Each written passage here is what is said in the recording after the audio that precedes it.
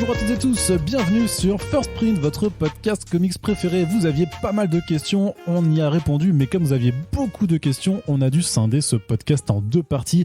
Vous êtes dans la deuxième moitié du podcast questions et réponses avec nos auditeurs et nos auditrices pour fêter nos 6 mois. Et vu qu'on a pris un peu de temps pour enregistrer cette deuxième partie, oui, en vrai, on a déjà passé le cap des 7 mois puisque le temps passe tellement vite. Corentin, t'as vu comment on a changé? Waouh. Voilà, c'est tout. Fallait dire qu'Ikou t'as pris du poids. Non, ça va. Et non, toi, t'as encore poussé. Mais tu n'as pas la référence, ce n'est pas grave. Tu l'as. Oui. Voilà, bah d'accord. Bah voilà. Non, c'était juste mal placé. Non, c'était très très bien placé. Et d'ailleurs, on fait un premier point quand même, puisque entre l'enregistrement du premier podcast et le second, eh bien, vous avez été formidables pour celles et ceux qui nous ont aidés sur le Tipeee, justement, à franchir notre deuxième palier pour permettre d'ouvrir le WordPress. Sachez qu'entre-temps, on a déjà eu les réunions avec notre ami Nae Jeff, notre graphiste, et on espère donc que ça va arriver très très rapidement d'ici le mois de juin. Donc a priori voilà, il ne reste plus qu'un seul mois sans WordPress, et après, parce que voilà, on va vous faire un truc vraiment quali, vraiment très très joli. Et donc à l'heure où on poste ce podcast, si vous nous écoutez et qu'on est encore le 30 avril, eh bien vous pouvez encore nous filer un coup de main pour essayer de faire grimper la cagnotte au maximum, voilà, tout simplement pour qu'on puisse régler le devis en une seule fois, tout simplement. On va être très pragmatique, et puis sinon n'oubliez pas que vous pouvez nous aider sur le Tipeee de façon régulière, tout simplement voilà, en nous aidant chaque mois. Merci à celles et ceux qui le font exactement déjà. Exactement, et comme ça, ça nous permet simplement de nous allouer plus de temps, simplement pour pouvoir vous proposer tout ce que l'on fait déjà. Et donc on entame tout de suite la suite des questions. On s'était quitté il y a quelques semaines avec les questions de Hassan, et donc maintenant on passe à une question de Machete Bear. Donc c'est l'ours à la machette.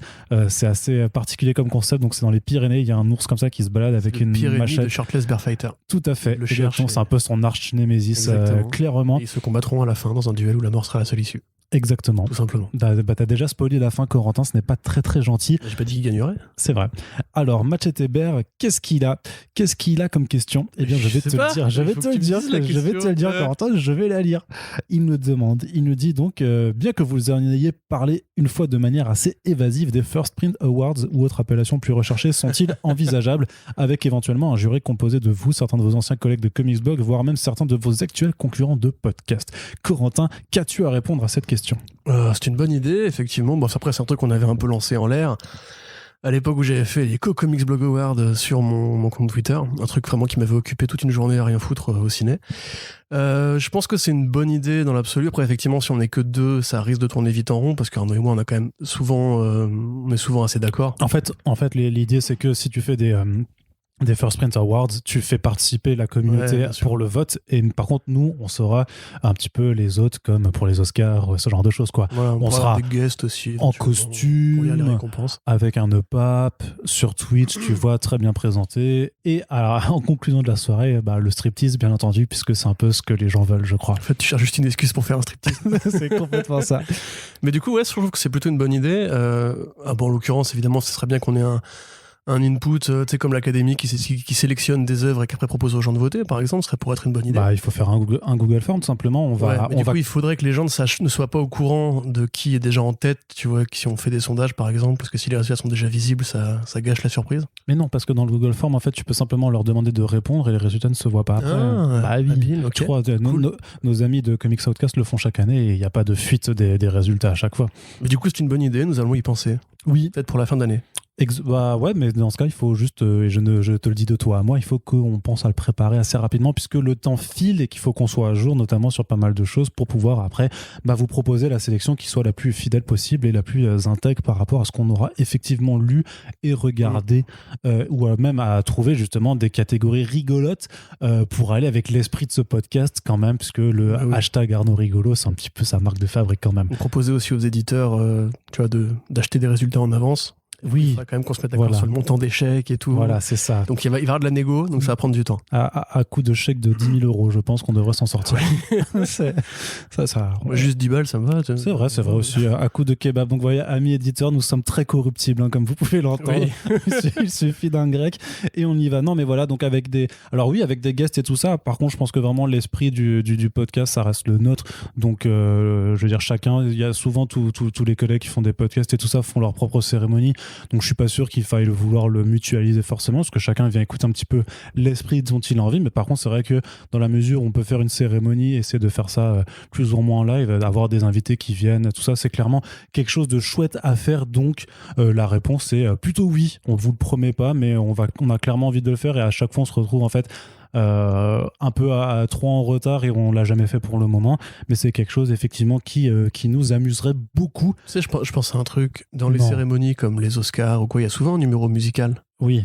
Tu pourrais jouer du saxo. Je pourrais totalement jouer du saxophone. Thibaut et il ferait un petit rap sur ton saxo. Ouais, bah après, oui, bien sûr. Oui. Ce serait un peu bizarre, mais ce serait très bizarre. Serait notre signature. Ce serait très bizarre, mais j'ai pas envie qu'après, tu vois, on finisse sur le web comme le live et leur lancement raté, que ça devienne. Waouh, tu m'as rappelé un truc que j'ai complètement oublié. Ça a existé. C'est quoi, ça a 2 ans? Non, c'était l'année dernière, pendant le confinement, mais oui. Non. Mais si, tu sais, avec Gérard Arbast et tout. Oui, je me souviens, mais. Et Kevin Razi. Started from the bottom, no, we here. Non, c'était un grand moment de télévision sur le web, et donc moi j'ai pas envie qu'on finisse comme ça, donc essayons quand même de garder des belles choses. Par contre, c'est vrai que par exemple composer un nouveau générique pour la fin de l'année, ça peut être sympa, quoi. Donc Thibaut, si tu m'écoutes, on s'en reparle bientôt. Il nous écoute pas. Il nous écoute pas. Il a écouté Coucou Gérald et il a bien aimé. Ah là là. Je tiens à dire, écoutez Coucou Gérald, c'est vachement cool. Tout à fait. Cherchez Coucou Gérald, c'est sur Rocha également, et c'est un podcast qui est plutôt rigolo. Dark Sapin également a plusieurs questions à nous poser. Donc Dark Sapin, donc c'est aussi dans les Pyrénées. C'est à côté de l'ours à la machette, donc c'est un sapin qui est très renois, très bresson. D'accord. Alors maintenant tu vas lire la question. D'accord. Je t'explique les personnages, c'est tout. Hein. Alors, d'abord, il nous dit chapeau bas pour la régularité et la qualité toujours au rendez-vous. Et donc, merci de ces compliments. Alors, niveau question. Alan Moore sans barbe serait-il toujours Alan Moore, Corentin ? Non. Non ? Non, c'est ma réponse. C'est comme Frank Miller sans chapeau. Tu vois, ça n'existe pas. C'est vrai. On a jamais vu Frank Miller sans chapeau ? Non. À part quand il était vraiment très jeune et qu'il se cherchait un peu. Ouais, non, c'est ça. C'est quand il n'était pas encore comme ça. Mais effectivement, j'imagine très mal un Alan Moore rasé. Qui ressemblerait moins à un Merlin, du coup, donc ce serait moins rigolo pour le côté sorcier qui mâche des champignons. Effectivement. Donc voilà, c'est une réponse j'ai plus de voix. Catégorique. Niveau idée podcast, ce serait cool d'avoir une émission sur le marché de l'art, sur les planches, les originaux. Beaucoup d'auteurs vendent, ce qui leur permet notamment de mieux vivre. C'est quelque chose de dynamique, c'est bien développé et démocratisé. Ça pourrait être intéressant d'en savoir plus. Qu'est-ce que t'en penses, toi ? Moi, je suis d'accord, et j'ai déjà d'ailleurs un invité en tête sur ce sujet-là, particulièrement un mec que je connais qui achète beaucoup de planches originales et tout ça. Donc c'est clairement, en plus, c'est pas la première fois que le sujet a été évoqué. Il y a après, c'est vrai que moi, j'ai pas le naturel de vouloir aller parler de ça, parce que c'est un domaine sur lequel je suis absolument étranger, puisque je n'achète pas de planches originales, je n'achète très très peu même en termes de commission, tu vois, j'en prends 1 à 2 par an à l'époque où en plus c'est essentiellement des Something, donc c'est vraiment un petit truc très personnel, mais j'ai pas du tout cette fibre de la collection pour l'instant encore, parce que je n'ai pas les moyens aussi d'avoir cette fibre, et donc je sais pas quelque chose vers lequel je vais naturellement, mais c'est vrai que c'est pas la première fois. Dark Sapin n'est pas le premier à poser cette question, donc effectivement c'est un sujet qui à mon avis est intéressant. Pourquoi vous faites ça ?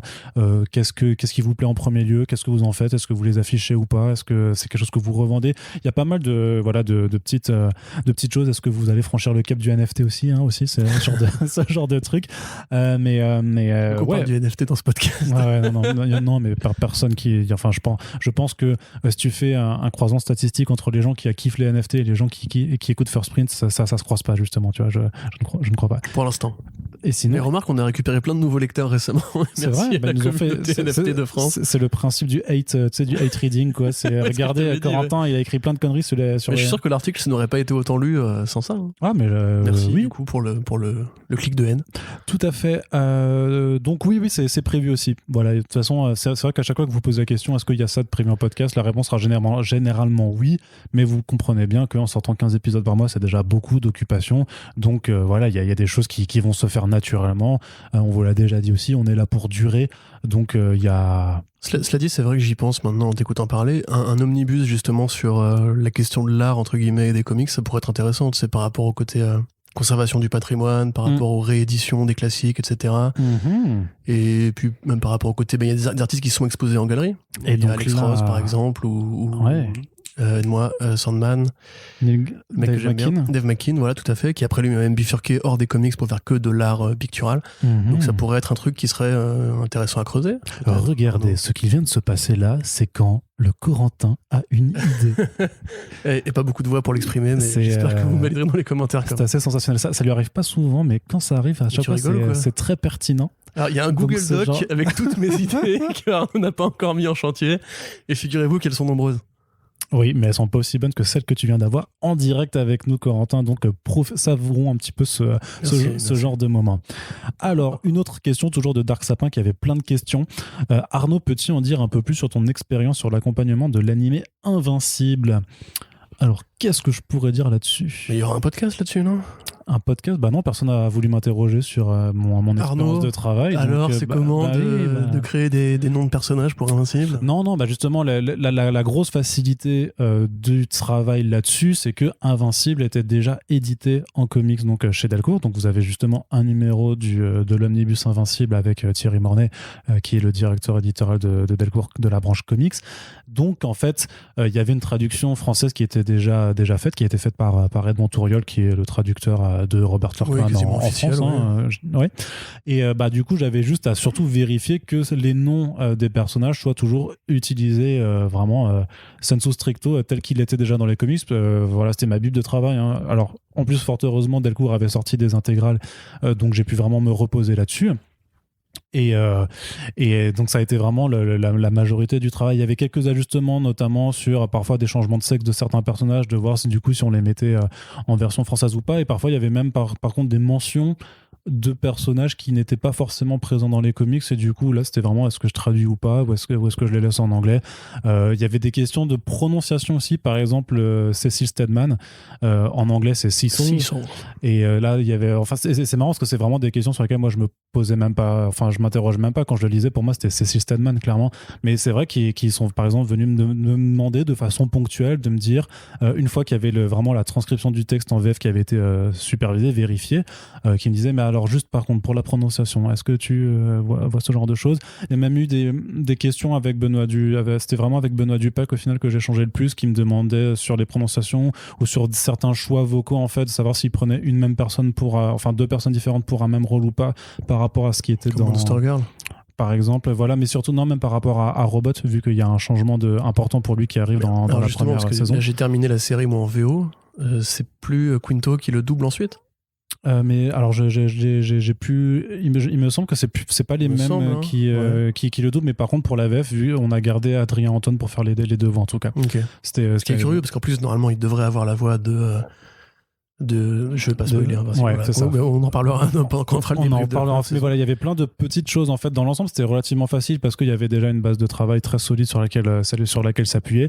Donc c'était assez fluide en fait.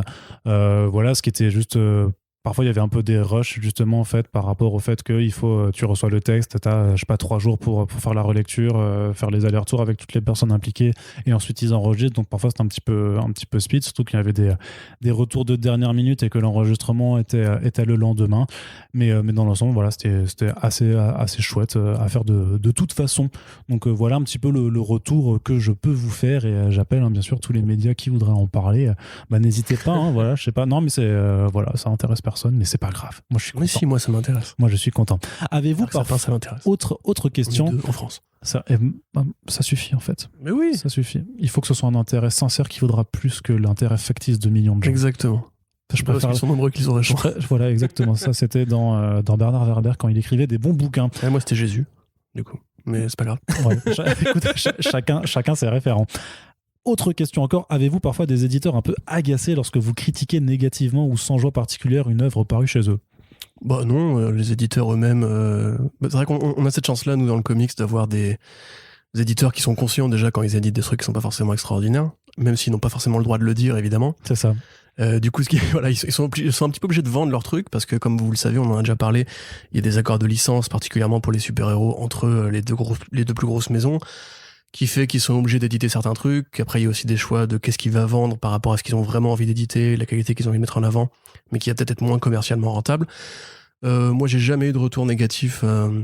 Alors si, mais c'est pas par rapport à la bande dessinée du coup. J'ai eu un retour négatif pour la critique du film Les Vieux Fourneaux que j'avais faite et que pour le coup avait valu à Lise à l'époque, qui était rédactrice en chef de 9e art, pour lequel j'avais fait la critique, quelques mails un peu difficiles avec la production, enfin les distributeurs. Mais en même temps, j'avais vraiment saccagé le film, qui est une énorme merde, et j'assume totalement aujourd'hui. Mais après, en termes de bande dessinée, non. Il y a une fois, il y a eu une incompréhension, ça je peux en parler, c'est à peine révélé quoi que ce soit, où on avait eu un débat avec Sullivan sur quel était le meilleur titre de lancement entre le Tortue Ninja tome 1 et le Origine du Foot Clan, où lui préférait justement Foot Clan. Et moi, j'avoue que j'avais préféré à ce moment-là le tome 1, parce que je trouvais que c'était mieux rythmé, c'était ça. Il y a plus de choses dedans, en fait. Avec le recul, évidemment, graphiquement, c'est beaucoup moins intéressant, et je comprends que lui ait une approche plus graphique du truc, mais il m'a pas dit change la note, il m'a pas dit il m'a pas cassé les couilles particulièrement.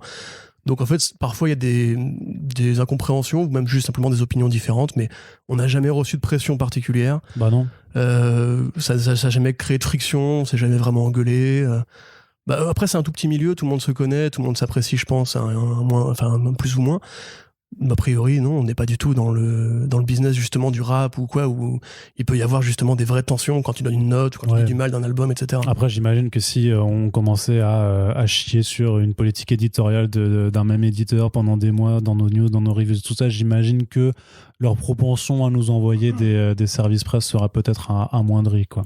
Encore que Panini, on a été assez critique dans leur politique tarifaire, ça n'empêche pas qu'on travaille encore avec eux. Franchement, moi je pense que c'est un peu un mythe. À mon avis, les mecs savent qu'il faut dire certaines choses. Et c'est un peu une chance qu'on a en France, où justement dans ce petit milieu qu'est la BD, c'est qu'il n'y a pas vraiment de pouvoir de pression, parce que personne n'est assez gros pour te faire disparaître d'un claquement de doigts. Et puis en même temps, si jamais tu veux plus envoyer des services presse, on va juste aller les acheter ou les lire autrement, entre guillemets. Donc, après, je suis peut-être un peu naïf, je trouve que ça existe. Hein. J'en sais rien, moi j'ai jamais été confronté à ça. Bah non, et puis on l'a jamais fait non plus, parce que nous on est dans une attitude où en fait les éditeurs sont des partenaires de travail aussi. Enfin, on accompagne en tant que média, on accompagne ce secteur. Donc d'ailleurs, je vous renvoie une vidéo sur laquelle j'ai été interviewé sur une chaîne qui s'appelle Ingé Comics, où grosso modo on aborde notamment un petit peu ces sujets, parce qu'il me posait vraiment des questions sur juste la pratique du travail. Donc voyez ça comme un supplément de The Pulse par exemple, quoi. Mais où j'explique quand même que le rôle de Comics Blog en tant que média culturel, c'est d'accompagner en fait les bouquins qui sortent et d'accompagner les éditeurs. Donc forcément, on a un rôle, si tu veux, d'essayer de mettre l'accent sur les choses qui nous paraissent être de bons titres et vous renvoyer vers ça. Mais le but, c'est pas de dire ça, c'est pas, enfin, de dire tel éditeur fait de la merde ou je sais pas quoi, tu vois, ou c'est parce que je vois pas l'intérêt en fait. En l'occurrence, c'est vrai qu'il y a une politique tarifaire qu'on peut critiquer. On a toujours dit effectivement, Panini c'est la bête noire parce que c'est les plus chers factuellement. Après, le marché est à la hausse de façon très homogène en fait. Tu vois, ce que je dis toujours sur un 100% Marvel à 18 € à côté, t'as un Alienated Alchemist qui est 17,90 €. Donc c'est pas le même volume de publication et c'est pas les mêmes trucs. Mais sur juste la question pragmatique du prix, de toute façon, il y a pas une différence assez substantielle pour que là en l'occurrence. Et puis les comics sont trop chers de façon générale. Oui, c'est ça. De toute façon, et on n'a pas le budget pour pouvoir tout lire. Ça, en tant que lecteur, c'est un fait. Donc qu'est-ce qu'on fait après ça ? Alors oui, on n'est pas 60 millions de consommateurs, donc on n'a pas non plus des moyens de faire pression aussi sur des personnes avec qui de toute façon, on vous le dit, on travaille, puisque nous on essaie juste de mettre l'accent sur les bonnes BD qui sortent. Mais voilà, nous en l'occurrence, il sort 30 BD par mois, il y en a 15 qui vont pas être bien, et de toute façon vous n'avez pas le budget de tout acheter, donc on va essayer juste d'accompagner les titres qui méritent à notre avis de figurer dans vos bibliothèques. En tout cas moi c'est vraiment comme ça que je vois aujourd'hui par rapport aux moyens qu'on a en fait et aux capacités qu'on a. Je suis assez d'accord. Après c'est vrai qu'à partir du moment où Comics Blog était complètement, on va dire 100% full financé par un mécène, par un truc où on serait indépendant, tu sais, un peu comme Bleeding Cool. Peut-être qu'on pourrait essayer de faire le coup du Bleeding Cool à la française, mais ça aura un intérêt pour le faire en parlant de production en fait sur le territoire, parce que j'ai pas d'intérêt non plus à vouloir essayer non plus de vouloir scooper des arrivées de tomes qui viennent des États-Unis, parce qu'au final ça reste que de l'achat de droit. Mais c'est ça, mais la différence c'est que Bleeding Cool ça reste des anglophones et qu'ils peuvent avoir des sources en interne ou communiquer directement avec les grosses maisons d'édition que sont DC et Marvel. Nous on a vraiment le filtre du passage de l'Atlantique, c'est-à-dire que On peut vous le dire, les maisons qui font du comics en France, c'est pas des studios de cinéma, c'est pas des gros labels de musique, c'est généralement des boulots où les gens sont pour la plupart des gros passionnés. Beaucoup travaillent trop comme nous d'ailleurs, sans forcément avoir les gains qui vont avec. Et sur des grosses ventes, qu'on considère comme étant des grosses ventes en France, c'est pas des trucs qui vont révolutionner l'économie du pays. Donc moi, j'ai tendance à être assez bienveillant par rapport à ça. Je pense que quand tu veux travailler dans le comics en France, c'est que déjà de base, t'es un passionné, sinon tu irais travailler ailleurs, entre guillemets, même dans le marketing. Enfin, je pense, à mon avis, c'est comme ça que je vois les choses. Et il n'y a aucun intérêt à créer une sorte de... ni de rivalité, ni de guerre d'ego, ni de quoi que ce soit. Même tout à l'heure, on nous parlait de nos collègues / concurrents du podcast game. Moi, personnellement, tu vois, j'en suis à un point où, entre guillemets, je suis juste content qu'il y ait le moindre review qui sort, le moindre mec qui prend un micro pour en parler. Tant mieux, tu vois, j'ai envie de dire qu'on est déjà tellement peu nombreux à parler de ça dans un marché qui est tellement petit que tous ceux qui participent à l'écosystème du truc, pour moi, sont pas là pour essayer de faire fortune ou d'imposer une sorte de personnalité envahissante dans le truc, tu vois. Enfin, c'est pas le jeu vidéo, grosso modo. Mm-hmm. Je serais pas forcément d'accord sur tous ces points-là là-dessus. Oui, je sais, on en parle souvent. On en reparlera une autre fois. Alors, question pour nous d'abord, toujours de Dark Sapin. Si jamais vous aviez des attentes sur First Print, en avez-vous déjà coché certaines ? Des attentes Qu'est-ce que t'attendais, toi, en fait ? Bah moi, j'attendais qu'on soit indépendant. Mm-hmm. Déjà, c'est-à-dire que du coup, l'équilibre du site Comics Blog ne dépend plus de notre capacité à créer du contenu audio. J'attendais qu'on mette du fond en avant, donc ça c'est pas encore tout à fait le cas, mais si c'est le cas, non, ce que je veux dire, il n'y a pas de fond sur First Print. J'attendais à ce qu'on fasse justement plus de podcasts thématiques où justement écoutez-le, il n'y a pas assez de fond sur First Print. Une de mes attentes du coup, ce serait par exemple la First Print Academy, un truc que j'aimerais vraiment faire justement pour inciter les gens à découvrir et à décomplexifier l'industrie de la BD, des comics en France. Ça c'est 3 caps par mois, frère. Après, voilà, des attentes. Dans l'immédiat, c'est vrai qu'il y a des auteurs ou des artistes que j'aimerais bien qu'on reçoive quand je serai là. Par exemple, ça m'énerve un peu d'avoir raté Ron et Hut, deux mecs que j'adore et que je respecte énormément et que j'étais malheureusement pas disponible à l'horaire qui était prévu parce que le couvre-feu, etc. Mais on se refera un truc, y a pas de souci. Balak, j'adorerais réavoir Balak en interview parce que je l'ai eu une fois et malheureusement, je n'ai jamais pu sortir cette interview pour des raisons X ou Y. Rien de pression ni rien, vous inquiétez pas. Mais sinon, non, moi je suis juste content que l'émission existe, qu'elle soit aussi déjà diversifiée, qu'elle sorte au rythme où elle sort actuellement. Je pense que la moindre attente que j'aurais, ce serait en fait que quelqu'un me dise j'ai découvert cette BD là grâce à toi et j'ai kiffé. Et c'est déjà le cas actuellement. On l'a quand même pas mal de fois. C'est ce que je suis en train de dire en fait. Donc les yeux d'Arnaud. Puis voilà, non, c'est tout. Moi, c'est grosso modo, je fais des podcasts pour essayer d'inciter les gens à lire. Donc du moment que les gens lisent, je suis content. Oui, c'est ça. Voilà. Très bien. Bah, c'est chouette, Corentin. Mais sinon, j'ai pas l'ambition je m'en fous, en fait, surtout, d'interviewer Cebulski pour me dire que je l'ai fait, j'en ai rien à péter. Ah, si, moi, j'ai quand même Je pense que ce mec est inintéressant au possible et j'ai même pas envie de lui parler ou d'être dans la même pièce que lui. Non, trop pas. Donc, voilà. Pareil pour Jim Lee, d'ailleurs. Non, je pense que ça peut être super intéressant de faire alors les croutonnades. La soupe marketing. Comment qui va te servir la soupe marketing. Non, mais faut attendre qu'ils aient fini, qu'ils se barrent et quand ils se barrent, tu laisses reposer pendant 2 ans et après ils balancent tout et ça sera Didio, ça fera bientôt 2 ans. Bah, Didio, j'aimerais trop. Hein. Dupac, tu vois, par exemple, encore une fois, j'étais pas là, mais avoir la voix de Onizuka dans un podcast First Print, c'est quand même une bête de fierté. Je l'ai envoyé à plein de potes qui sont fans comme moi du dessin animé GTO. Il y en a un qui m'a dit, je vais prendre le moment où il dit merci mon Corentin et je vais le mettre sur une vidéo d'Onizuka. D'ailleurs, il faut que je le relance, le bâtard. Mais tu vois, ça, c'est les trucs, ça me fait plaisir. Parce que c'est vrai que je suis un grand fan de doublage VF, on en a déjà parlé. Ce mec-là, particulièrement, c'est vraiment une légende de la VF en France. L'avoir comme ça dans une émission, c'est quand même super cool. Tu vois, tu te dis justement que par rapport au côté... quand t'étais blogueur chez toi sur ton canapé avec un ordi sur les genoux à écrire des articles pourris sur Arrow et Gotham, j'imaginais pas qu'on en serait là à ce moment-là, quoi. Ouais, c'est vrai qu'en termes d'attente, le fait de pouvoir quand même diversifier les émissions, les invités, recevoir quand même pas mal de gens dont on aime voire admire le travail, c'est un peu pour ça qu'on le fait. Et puis faire inciter à faire découvrir des bouquins. Donc c'est vrai que quand des personnes nous envoient une photo d'un livre, je suis passé en librairie, j'ai pris ça parce que First Print l'a recommandé. En vrai, il n'y a pas plus grande récompense possible. En fait, l'idée que vous nous faites confiance en tant que prescripteur, on va dire, que vous nous faites assez confiance pour investir une partie de vos revenus dans des BD, et qu'en plus, c'est des BD qui vous font kiffer et qui peut-être, pour certaines, vous feront un petit peu changer ou vous apporteront quelque chose dans la vie. En vrai, je pense qu'il n'y a pas plus grande récompense parce que c'est pour ça qu'on fait ce travail, quoi. L'idée, c'est d'informer, de faire s'épanouir une culture. Et puis, moi, à titre personnel, vraiment, c'est au final ce qui est devenu mon taf. Mon taf, c'est de parler des œuvres des autres. Et il n'y a rien qui me fait plus plaisir de pouvoir recevoir des gens pour les inviter à discuter de leur passion, de leur travail, c'est le meilleur taf du monde, de leur truc, quoi. C'est plutôt cool quand même. C'est quand même plutôt cool. C'est pas facile, mais c'est. Ah oui, non, par contre, on n'a pas dit que c'était pas fatigant. Hein. Puis, pour le coup, non, 160 émissions en 6 mois avec 50 invités différents. Après, si tu comptes les bacs choses du reconfinement. Oui, mais du coup, ça fait que 100. Mais ça fait quand même 100. Avec toujours quand même. Peut-être falloir pas mal d'invités d'infinitif. Non, mais pour l'instant, ça va. Je tiens le truc. Donc, t'inquiète. On continue, du coup, justement une question pour toi, Corentin, la question piège. Arnaud semble faire son trou dans l'industrie comics au sens large avec des jobs missions différents. Serais-tu tenté de ton côté, sans parler du temps dispo? Si je serais tenté de mon côté, de quoi? De devenir éditeur ou traducteur ou de faire ton trou aussi, de multiplier tes missions comme je suis en train de le faire. Dans l'immédiat, c'est une vraie question, ça. Du coup, il faut que je formule une réponse politiquement correcte. Non, pas politiquement correct. Après, Arnaud connaît mon avis sur la question. D'ailleurs, c'est pour ça qu'il est en train de rigoler. Non, après, il y a un truc à dire, c'est que dès le début, quand on a commencé à écrire, même en amateur, moi, j'ai toujours... Enfin, je vais revenir encore un peu en arrière. C'est qu'au départ, je voulais être journaliste. J'ai fait des études de littérature et de communication pour ça.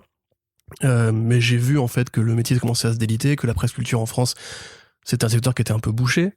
Donc j'ai décidé de bifurquer vers la projection de cinéma, parce que je suis aussi un passionné de cinéma et j'ai un pote qui avait fait ça, etc. Au bout d'un an, après avoir fait du coup cette formation-là, il y a Sullivan Rouault qui m'écrit et qui me fait « il faut qu'on parle » et qui me propose du boulot. Moi, à ce moment-là, je me suis dit « je vais pas non plus renoncer à ce métier que je viens d'apprendre, donc là je viens de me faire des amis et voilà, j'avais pas envie justement d'abandonner cette carrière de projectionniste. » Donc j'ai toujours eu, en fait, depuis qu'on écrit, toi et moi, un pied dedans et un pied dehors, c'est-à-dire que je suis toujours à cheval entre deux carrières.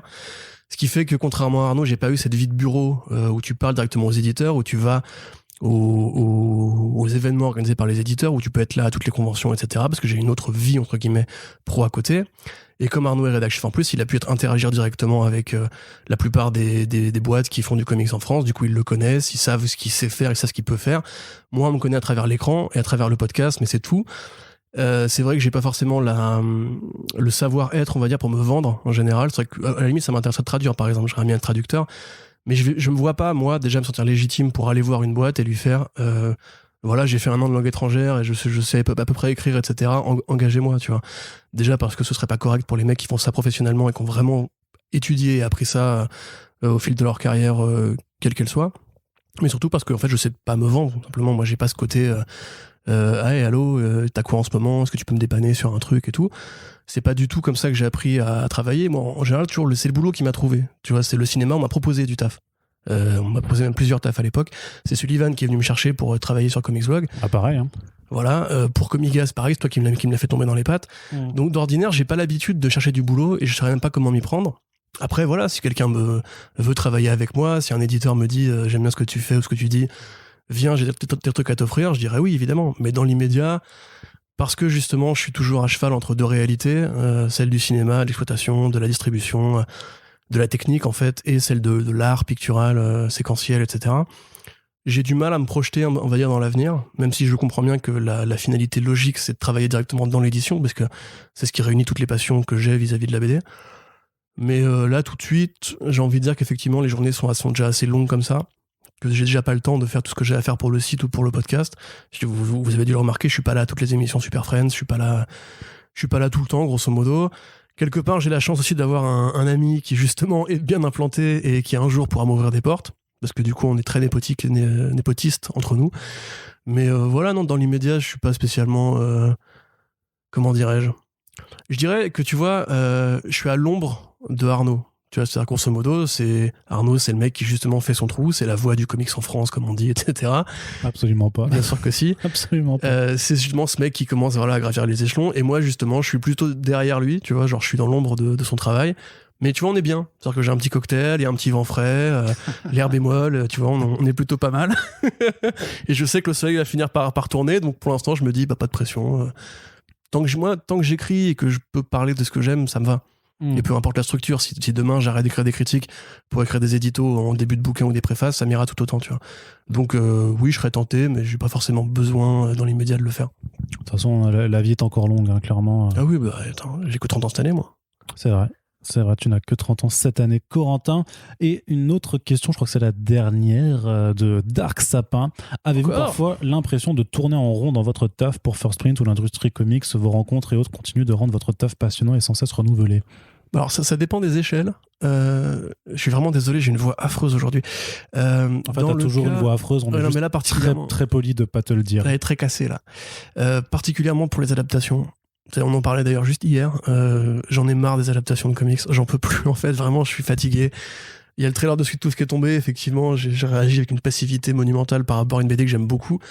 Parce que simplement, et c'est pour ça d'ailleurs que je pense que j'ai pas forcément envie de parler de Falcon et Winter Soldier, c'est que j'en ai marre de dire les mêmes choses. J'en ai marre de dire que c'est pas trop mal, que c'est mieux qu'il y a 15 ans, que c'est mieux que Daredevil, que c'est mieux qu'Electra, que c'est mieux que ces films de merde des années 90, mais que moi j'en ai marre. Ce que j'aime, c'est les bandes dessinées. Je pense qu'il faut qu'on revalorise l'intérêt des bandes dessinées, qu'on arrête d'espérer qu'un film vienne sauver, entre guillemets, un art qu'on aime bien. À part ça, non, sinon l'actualité est toujours florissante. C'est assez fascinant d'étudier au quotidien quasiment l'évolution du marché de la BD. Pour Marvel, par exemple, je vois vraiment le délitement progressif. C'est une sorte, si tu veux, tu peux étudier un écosystème capitaliste quelque part avec Marvel ou DC et l'appliquer à d'autres variables du monde réel dans la culture, tu vois. Genre là, par exemple, regarde Red Sonja, tu vois, Dynamite qui met du fond sur Red Sonja, enfin qui table à fond sur Red Sonja, exactement comme Marvel fait avec Spider-Man ou comme DC fait avec Batman, je confonds les deux. Et ça, c'est intéressant. Les reviews, bah non, il y a toujours des trucs super cool qui sortent, tu vois. Là, il y a une grosse frénésie pour Baker qui va arriver chez Delcourt. Je suis tellement heureux, tu vois, de pouvoir en parler, tu vois, de pouvoir avoir l'occasion de dire qu'est-ce qui est bien, pas bien. En l'occurrence, tout est bien, évidemment. Mais sinon, non, après, je sais pas, moi, la routine qu'on a actuellement, elle me va. Mais je trouve que le marché est quand même encore assez vivant et assez énergique pour que tu sois régulièrement excité par des trucs, même petits ou niches, tu vois. Genre la Project Patron qui est sortie, c'était ultra bien. Ultra Méga qui est sorti, c'était ultra bien. Reckless tome 2 qui est sorti, c'était extraordinaire. C'était même ultra méga bien. Exactement. Donc ouais, non, la routine, je la vois pas pour l'instant. Non, il y a pas. En vrai, il y a des fois, d'un point de vue vraiment pratique, technique dans le travail, et d'autant plus quand même avec depuis le confinement, puisqu'il faut quand même se rendre compte que, et on l'avait évoqué dans la première saison de The Pulse, que ce qui fait l'intérêt aussi de ce boulot, de façon générale, c'est que dans les longues semaines où on passe vraiment beaucoup de notre temps simplement au bureau à l'époque ou chez soi à rédiger et à bouquiner, juste à se rencontrer pour faire des podcasts, il y a tout un côté, toute une partie de l'événementiel en fait qui est hyper importante pour justement se vivifier un petit peu. Et donc les festivals, aller aux festivals, aux conventions, participer à ces conventions en tant qu'intervenant. Toi et moi on le faisait du coup sur Comic Con Paris, moi je le faisais aussi en province du coup dans pas mal de salons plus ou moins importants, rencontrer les artistes lors de ces périodes-là. Ça, c'est vraiment un truc qui permet de se rappeler aussi que tu bosses pas que sur le net et t'es pas juste, comme quand on l'était pour le coup en amateur, à juste rédiger, en fait. Et ça, clairement, c'est ce qui me manque maintenant depuis 1 an et quelques. Il y a carrément une partie là qui est vachement importante et qui fait que c'est compliqué, parce qu'il y a des journées, parfois, où tu te dis, je vais faire mes 15 articles du jour ou plus, ou je sais pas quoi, et en fait, t'en vois pas forcément le bout. Et il manque un peu, mais même par rapport de mon côté en étant à temps plein, le fait de pouvoir justement rendre visite à un éditeur parfois juste pour discuter de ce qui va arriver l'année prochaine, de voir comment on peut accompagner ça, faire des rendez-vous avec les représentants de Comic Con Paris, tu vois, quand il fallait préparer les conférences, tout ça. Ça, clairement, ça me manque de ouf, quoi, d'avoir le relationnel depuis. C'est parfois des appels, parfois du visio, mais il y a vraiment un truc par rapport à juste l'échange avec les autres acteurs de l'industrie c'est le coronavirus. qui me manque. Mais c'est lié au coronavirus. C'est pas lié à l'exercice du métier. Non, c'est pas. Mais après, l'exercice, par contre, oui, effectivement, les adaptations, il y a toujours c'est vrai qu'il y a, même dans l'industrie mainstream, tu vois maintenant, au bout de 10 ans, qu'il y a quand même des phénomènes de scie qui reviennent et qui sont lourds. Surtout qu'ils sont de plus en plus raccourcis, en fait. Ils reviennent de plus en plus souvent. Mais personnellement, et c'est pour ça qu'au final, moi, j'ai décidé, j'ai voulu faire carrière là-dedans et tout ça, c'est que ça reste une industrie qui est extrêmement vivifiante, qui bouge quand même. Il y a plein de choses qui se passent. Il y a plein de micro-phénomènes ou de phénomènes, tu vois, mais un truc qui m'intéresse de ouf en ce moment, c'est la façon dont l'industrie, vraiment le modèle industriel du secteur de la BD aux États-Unis est en train vraiment de changer. On va s'en apercevoir d'ici 2-3 ans, mais entre janvier 2020, mais déjà maintenant, bien sûr, mais entre janvier 2020 et janvier 2023, je pense que ça n'aura vraiment plus grand chose à voir. Et c'est justement instant promo, le sujet de mon chapitre pour le bouquin super-héros à venir aux Moutons électriques, actuellement en financement participatif également à la fin du placement de produit. Tu vois, c'est comme le ça. Mec qui est écœurant. Mais non, en plus c'est vachement. Non, en plus le bouquin est vachement bien. Mais du coup, c'est vraiment moi un truc vraiment qui me passionne. C'est juste et ce genre de choses, elles arrivent au jour le jour. On est en train de les vivre et il y a plein de choses au final dont on se rend peut-être pas forcément compte aujourd'hui, mais on a vécu les New 52 et la fin quelque part la fin de cette chose avec Rebirth puis Infinite Frontier. Il y a vraiment pas mal de choses en fait qui se passent qui moi arrivent même pour le mainstream en fait qui arrivent à m'exciter en fait. C'est très con, mais juste un relaunch de Superman par Tom Taylor, ça arrive quand même à m'exciter, tu vois. Donc non, moi je trouve que il y a assez de choses qui font qu'on n'est pas encore cette instance de routine. Mais c'est même, je trouve encore mieux qu'avant, tu vois. C'est que là, t'as plein d'éditeurs qui se sont lancés. Ouais, bien sûr. Certains qui réussissent leur pari, d'autres non. En plus, c'est des structures qui sont vraiment très différentes, qui essaient de trouver de nouvelles idées, comme Ahoy avec les postfaces. Que tu ne lis pas. Si, j'en ai lu quelques-unes, mais pas toutes, parce que c'est vrai qu'il y a quand même beaucoup de déchets. Même Heavy Metal, tu vois, par exemple, un truc, moi, toute ma vie, j'ai lu Heavy Metal. Enfin, toute ma vie, non. J'ai lu Heavy Metal entre 20 et 30 ans, grosso modo. Qui là se réinvente pour essayer de chercher la franchise. Tout Fast and Eddie qui continue aussi d'essayer de trouver des façons de trouver de l'argent. Enfin, pour tous les secteurs, il y a un truc intéressant qui se passe. J'ai envie d'être très cynique et de dire c'est assez fascinant de voir comment une industrie mourante est en train de faire des petits soubresauts pour mais c'est vrai qu'il y a un peu de ça, tu vois, genre complètement. Là, c'est con parce qu'on a raté, comme on le disait en off, la review de Brubaker Phillips Sale Weekend. Mais la BD, je vous la spoil à peine, mais la BD se conclut par un truc où t'as un vieux auteur de comics qui dit à un jeune mec qui a renoncé à devenir cartooniste. Le jeune mec lui dit mais les comics sont en crise, ça se passe dans les années 90, sont en crise, ils vont mourir bientôt, il y aura plus de BD demain, tu vois. Et le mec lui répond mais les comics sont en crise depuis les années 50, mon gars. Ouais, et ils seront toujours là en fait, tu peux pas t'en débarrasser, tu vois. Oui. Et ça qui est intéressant, c'est que tu vois que c'est une industrie quand même assez inventive, qui arrive toujours à essayer de rebondir. Qui est persistante, qui arrive à persister. Et surtout, il y a toujours de la qualité qui sort. Moi, je te dis, quand je vois November de Chartier, quand Chartier elle a démarré avec Infinity Loop, j'imaginerais pas du tout qu'elle irait dans cette direction-là. Là, maintenant, elle fait de l'éducation à l'image en plus pour sa chaîne YouTube. Je suis super fier d'avoir un article comme ça en France, par exemple. Et vraiment, quand je lis ça, j'ai l'impression que il faut qu'on arrête de faire le comparatif, mais que Darwin Cook est encore en vie, tu vois. Moi, ça me fait super plaisir. Et encore une fois, Brubaker Phillips, ils sont encore là et c'est incroyable ce qu'ils font.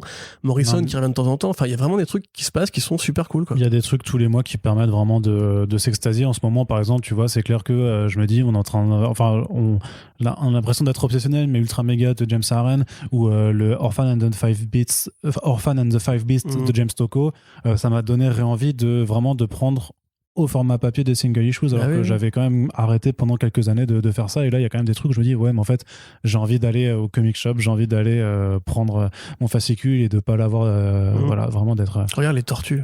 Tu vois, qui aurait dit, nous qui avons grandi, enfin toi non, parce que t'avais pas la télé, mais j'avais pas le droit de la regarder. nous qui avons grandi avec les tortues, qui aurait pu dire qu'il aurait fallu attendre qu'on ait entre 20 et 30 ans pour avoir justement les meilleures tortues qui aient jamais été faites, tu vois. Et ça existe parce qu'il y a les comics, que ça continue à sortir comme ça en comics. Même les Power Rangers, c'est bien aujourd'hui. Alors que franchement, tu vois, tu pars de loin, tu vois. Mais non, vraiment, moi je trouve qu'il n'y a pas de raison de s'ennuyer dans un marché qui limite justement est presque plus vivant que le cinéma. Mais l'offre est tellement importante qu'il faut juste savoir vers quoi se diriger pour avoir les vrais trucs stylés et justement pas s'emmerder. Tout à fait. Parce que ça, c'est un problème, c'est que le lectorat est pas entre guillemets adapté à cette offre-là, quoi. C'est ça, ce serait bien qu'ils soient un petit peu plus grands. Mais donc ça, c'était un sujet dont on discutera de toute façon encore et encore et encore. Renaud a également des questions. Renaud alors non, Renaud le chanteur du coup. Ah, pour le coup, il fait et alors connard, le First Print Philippe Douste-Blazy, il dit pas que les conneries. Et les DC Comics et les Marvel, et c'est ce que c'est pas un peu la même chose. Bordel. Bref, continue. Et les Mistral gagnants. Oui, non, mais tu vas toutes les faire. Il va toutes les faire. C'est pas l'homme qui prend la mer. C'est les comics qui prennent l'homme. Et alors, donc, il adoube l'idée des First Print Awards. Et voilà, donc, laissez vos auditeurs voter à partir de vos choix. Effectivement, c'est comme ça que ça se dirigerait. J'ai une question pour Corentin. À ton avis, pourquoi la jeune génération mésestime autant l'apport basket de Steph Curry, son héritage et sa valeur de jeu? Ah, ça c'est une private joke très private. On vous renvoie au podcast avec l'équipe de Hoop Island pour savoir de quoi il en retourne. Attends, je vais expliquer du coup. Alors, très rapidement. Hoop Island, qui sont donc des jeunes cartoonistes, encore une fois, qui font un webcomic, donc qui prend pour sujet le basket et le combat. Et moi, c'est vrai que du coup, j'ai ce pote Renaud qui donc est scénariste, dramaturge, acteur, etc. et qui est un grand fan de basket. Ça fait des années qu'il essaie de m'évangéliser sur le basket, de me convaincre que c'est le meilleur sport du monde, de me vendre tous les grands films de basket qui ont été faits et tout. C'est-à-dire qu'on peut parler de tout et rien, d'une série, d'un album, d'un podcast, et d'un coup, anecdote basket. Et en fait, quand j'ai su que t'allais les interviewer, je lui ai demandé justement des questions. J'ai posé des questions par rapport à une question que je voulais poser par rapport à Steph Curry, parce qu'il m'a bien expliqué un petit peu le dossier, donc un grand joueur qui est connu pour révolutionner un petit peu le style de jeu moderne. Et il m'a corrigé sur la question que finalement t'as fini par poser. Et j'ai bien honte en fait d'avoir pris les lauriers entre guillemets de la question, parce que ça a fait beaucoup plaisir à l'équipe créative, alors que c'était justement lui qui avait formulé en des termes plus basketballistiques la vraie question. Donc après voilà, moi j'ai pas forcément d'avis sur Steph Curry, sinon que c'est un grand joueur et qu'il marquera l'histoire. Et donc, il nous dit juste qu'il a chopé ultra méga après qu'il en ait entendu parler dans nos podcasts. Et donc, ça fait plaisir parce qu'effectivement, il s'est pris une patate. Il dit, c'était mortel, sa mère la fougère. Très bonne expression au demeurant. On passe donc à Anton qui a plusieurs questions. Est-ce que vous pensez que vous allez continuer à croître ou vous avez atteint votre vitesse de croisière et désormais c'est la routine entre guillemets si je puis dire? Bah non, la preuve que non, puisque finalement grâce à l'appel aux dons qu'on a réalisé très récemment, on va enfin avoir un site web qui ne sera pas comme Xblog pour poster les podcasts avec une vraie section commentaires, avec des articles de fond qui arriveront. On n'a pas encore décidé à quel intervalle, mais qui arriveront. Et le podcast backup qui sera là en plus pour prolonger la discussion du texte vers l'audio. C'est un truc qu'on a déjà commencé à faire sur Comicsblog, mais avec très peu d'exemples finalement. Donc là, on va commencer à entrer dans une nouvelle phase. Moi, à terme, j'aimerais vraiment qu'on fasse la First Print Academy.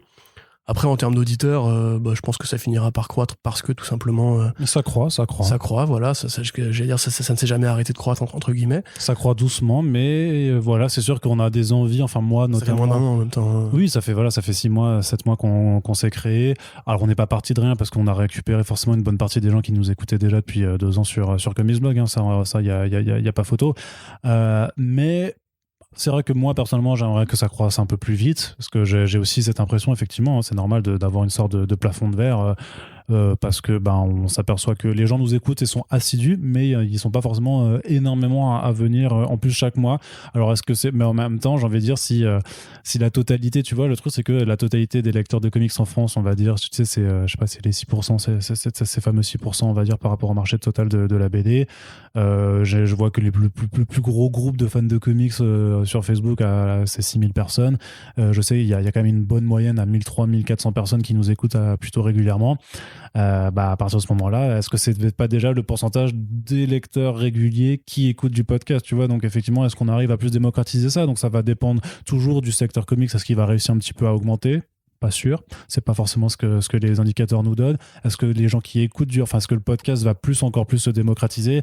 Est-ce que les gens vont s'intéresser un peu à la pop culture? Est-ce que on arrive aussi peut-être, est-ce que le problème c'est qu'on est trop spécialisé déjà? Est-ce qu'on n'est pas forcément sans être trop spécialisé, moi je pense que j'ai pas l'impression qu'on soit les moins qu'on soit inaccessible, tu vois, on n'est pas inaccessible, mais c'est vrai qu'un mec qui veut juste savoir pourquoi Batman porte son slip au-dessus de ses collants, il va pas forcément se tourner vers nous. Oui, mais c'est parce qu'on a des chaînes YouTube de qualité variable qui parleront de ça. Par contre, je pense vraiment que de la même façon que le site, enfin l'équipe originelle de comicsblog.fr a su créer des lecteurs en essayant d'être assez didactique et justement de taper sur des sujets, enfin de créer des portes d'entrée en fait pour les jeunes lecteurs. C'est comme ça que moi, tu vois, je me suis mis au comics en mensuel, parce qu'à l'époque je savais pas du tout, ça continuait à sortir et tout, tu sais, vraiment le mec qui ne disait rien. Je lisais que du trade, tu vois, moi j'avais pas conscience qu'il y avait même une différence dans le format en fait. Oui, non, bien sûr. Et je m'y suis mis avec, alors au début évidemment il faut s'accrocher, parce que quand il te parle de plein de termes techniques, tu peux t'y perdre. J'aimerais, si tu veux, que justement à terme, et la First Print Academy, et ce qu'on fait déjà, et éventuellement le WordPress, puissent permettre de créer ce genre de porte d'entrée qui pourrait... C'est un objectif un peu ambitieux, mais pourrait faire grossir en fait la communauté des fans de comics. Parce que je pense vraiment qu'il y a des sites web ou des chaînes YouTube ou des gens qui s'acharnent à faire ça, plutôt que de capitaliser sur les gens qui en lisent ou qui en écoutent déjà, enfin qui en lisent ou qui en consomment déjà. Intéresser les gens à rentrer dans ce public-là, quoi. Non, puis après, de façon très pragmatique, il y a un truc qui va être très important aussi avec le WordPress, c'est que en termes de référencement, ça permettra quand même au podcast d'être plus visible sur le net. De toute façon, à la marque First Print d'être plus visible aussi en tant que tel, parce qu'on aura vraiment un espace d'hébergement en tant que site, parce que juste le podcast, ça suffit pas, parce que au final, ça existe vraiment que par application ou par les relais des posts sur les réseaux sociaux. Donc ça va vraiment créer une meilleure visibilité. Donc à terme, je pense que ça va permettre d'avoir une nouvelle dynamique. Et puis de toute façon, on a plein d'autres idées en réserve pour continuer aussi de faire connaître les choses et continuer aussi à accroître les relations. Voilà, on a parlé du Discord dans le précédent Q&A, c'est quelque chose qu'on va faire aussi, tu vois, pour essayer d'avoir un petit peu plus d'événements en direct, par exemple, ce genre en tout cas des émissions qui peuvent être un peu plus interactives, l'idée de faire de l'IRL, quand les conventions vont revenir et tout ça, a priori, j'espère en tout cas que toutes les personnes qui travaillent avec nous reviendront nous voir, que ce soit pour Comics Blog ou que ce soit même pour First Print, puisque je pense qu'on apporte quand même un certain saut qualitatif là-dessus.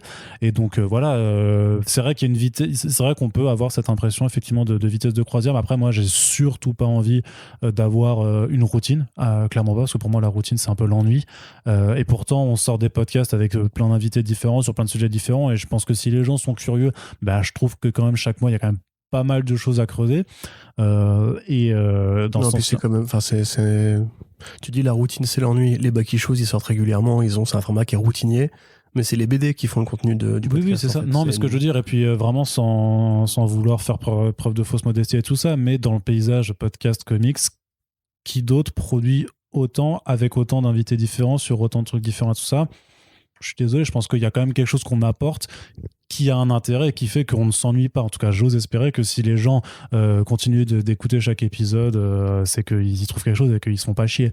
Et que c'est pas juste parce que on a des blagues rigolotes et qu'ils aiment bien nous entendre. Mais je pense que le sentiment de routine ou de répétitivité peut se créer à partir du moment où justement sur un site web, tu as des semaines spéciales, tu as différents formats d'actualité, etc. Là, c'est vrai qu'on a quand même trouvé des angles de podcast, Omnibus, Super Friends, Front Page, Baki Shoes et de temps en temps un petit hors-série, qui font qu'effectivement, comme t'as pas une sorte de ligne de fuite, c'est un petit peu comme l'univers Marvel sans les crossovers Avengers à l'horizon, tu te dis du coup, tu vas juste prendre un produit après l'autre et pas forcément justement t'exciter plus que ça pour l'émission d'après, que justement avec un site web, avec un WordPress, on pourrait peut-être faire plus facilement pour même favoriser le sentiment en fait de communauté. Parce que c'est vrai que là actuellement on a cette page Tipeee qui est très bien, mais ça reste une page Tipeee, tu vois, c'est austère. Oui, bien sûr. C'est pas austère, elle est jolie, notre page Tipeee. Je trouve ça un peu austère. Non, c'est juste que toi, tu vas pas dessus, mais moi, j'y vais. Mais si, j'y vais de temps en temps, et je trouve que justement, la fuite de poste, point A, point B, etc., avec les commentaires en dessous, mais, tu vois, on peut habiller ça différemment, on peut créer un sentiment de plus officiel, tu vois, je trouve.